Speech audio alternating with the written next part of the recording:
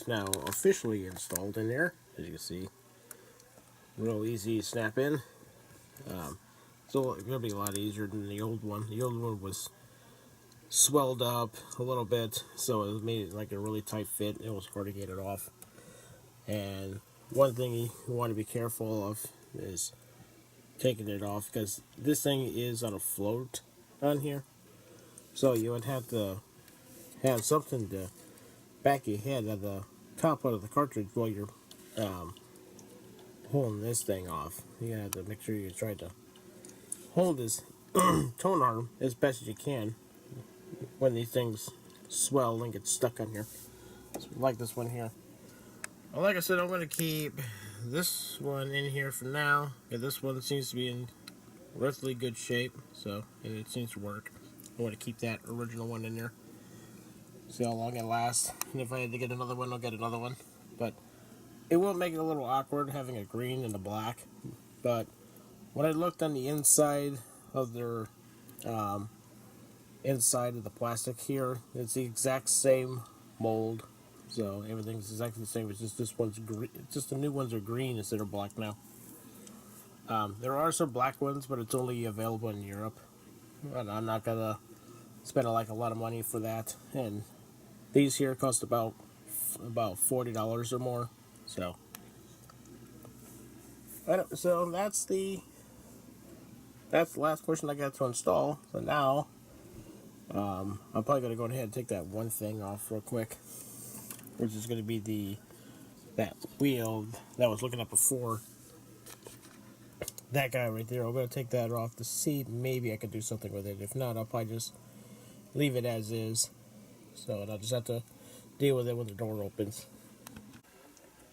Alright, I went ahead and take the thing off, which was it's just being held on there by 2 screws. So, and there's like no wires attached to it, so it's nice. This is what the inside of this looks like. It's got looks like it's got like a little waffle on the bottom of this here, along with the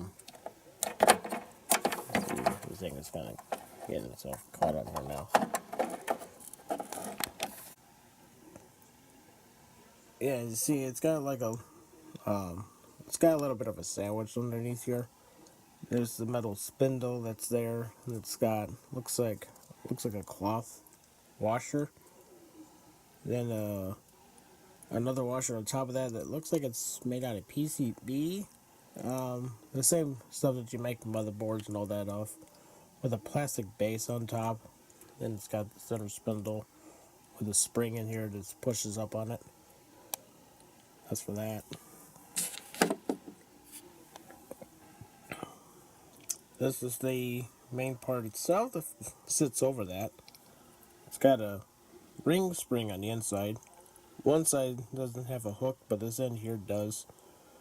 I'm assuming that that little hook that's right there inside the spring is used to latch itself. Probably these little notches here.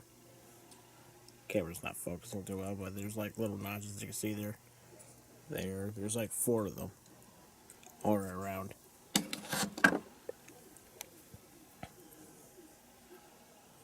But here's a close look at this. You can see something ate this, but it's like some kind of acid or something. Something that this plastic can't take.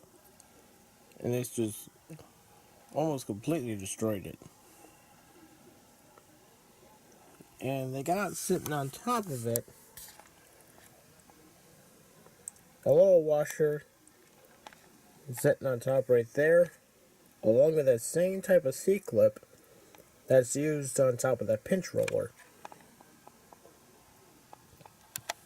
Which, I went ahead and got that back on there, so now it's completely secure. It's not going to go anywhere.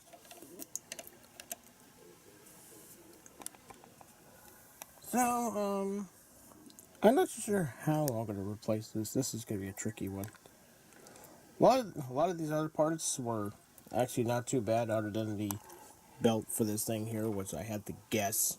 So, which I hate guessing on this thing, but the belt size that I went with this was like 350 to 2 meters, I think it is. So if you ever had to replace the belt on the turntable unit for your Sharp 2500, that's what it would choose.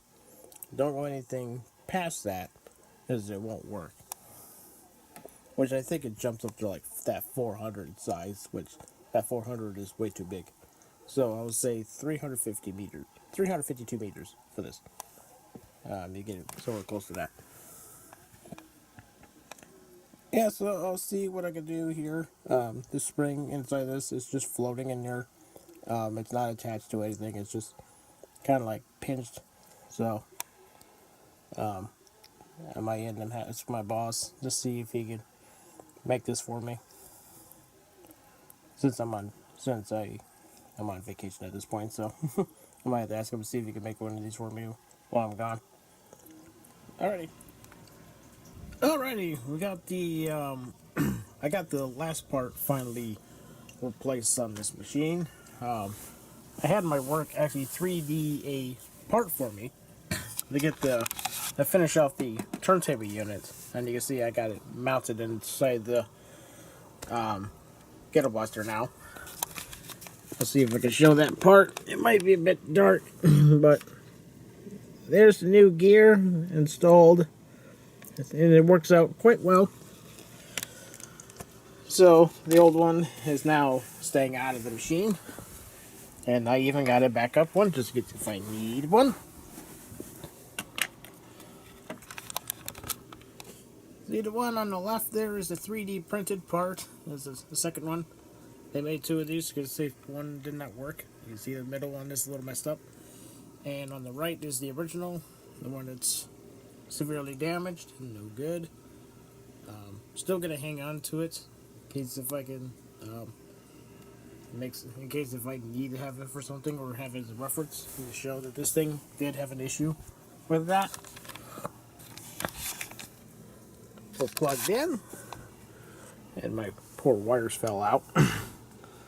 I'm only using one side because I only got one speaker attached right now and only one spare wire I'm using. So, and I'm using the old blown out record speaker that's out of the Rockola GP160 there, which I replaced this with a new modern car speaker about 10 years back at least when I originally did it. So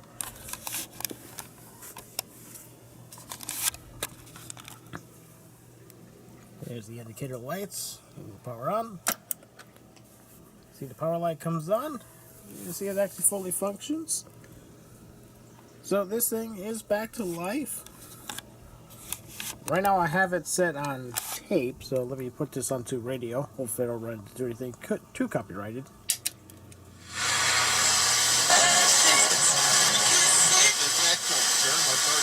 For listening at work today, my name is Matt Ryan with Valspar Paints and Cabot Stains. $4.7 billion to 22 women whose ovarian cancer was linked to junk. You'll find it all with hometown service and great hometown pricing for over a century. See, the stereo light works. The one with the single light. At Jonesville Lumber on 12 Jonesville. This is regular. Hey, it's Mickey in the morning. We here at Win 98.5 you, and we know that you. So that's that. And also I have auxiliary, which I got nothing attached to that right now. So I'll switch it into tape mode. Now, when it comes to working on this machine, I can't remember if I said this before in the other sections of this video, but working on this is a royal pain in the frickin' butt. Royal pain. So, if you ever had to work on these units, be very careful when you're gonna have to work on this, because this thing is just an absolute frickin' nightmare. There's an easy way to work with the belts, sort of. You know what I mean? As long as you have the 2 pegs that's on this side that the motor's got to fit between. But if one of those pegs is gone, you're gonna have a hell of a time getting the belts on this thing. And you have 2 belts that go onto the same spindle, and then you have to put on your third belt back there. Because there's 3 belts in total. It's an absolute nightmare. You see, there's the new pinch roller, shown like before. I'm going to play a little bit of a clip of Van Halen 1984 for just a second here. There's your show that it plays now.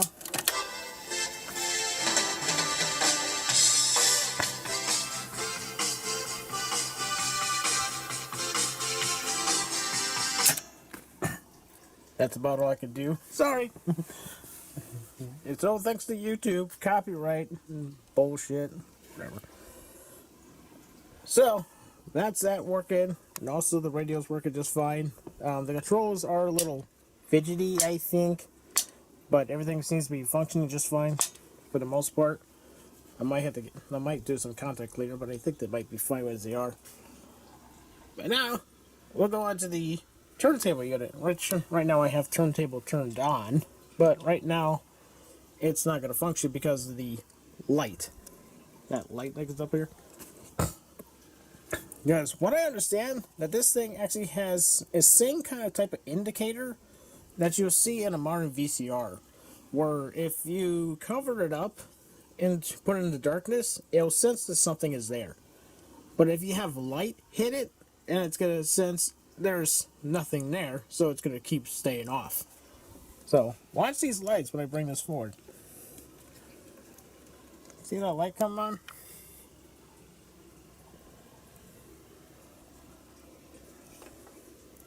And it goes off again. It's all because of the lighting on that. So, when light hits that thing, it thinks that there's nothing there. So, when it's in the shadows, it says, hey, I have something in the way. That means I can do something, right?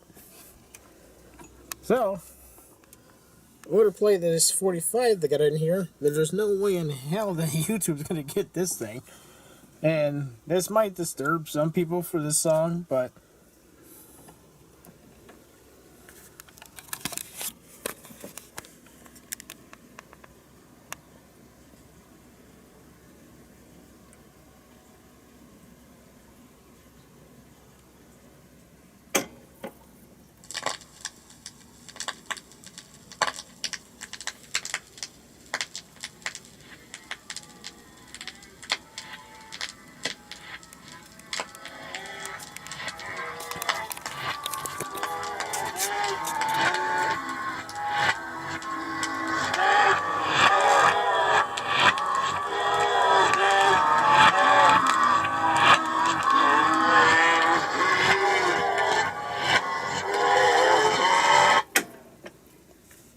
doesn't that just sound horrifying?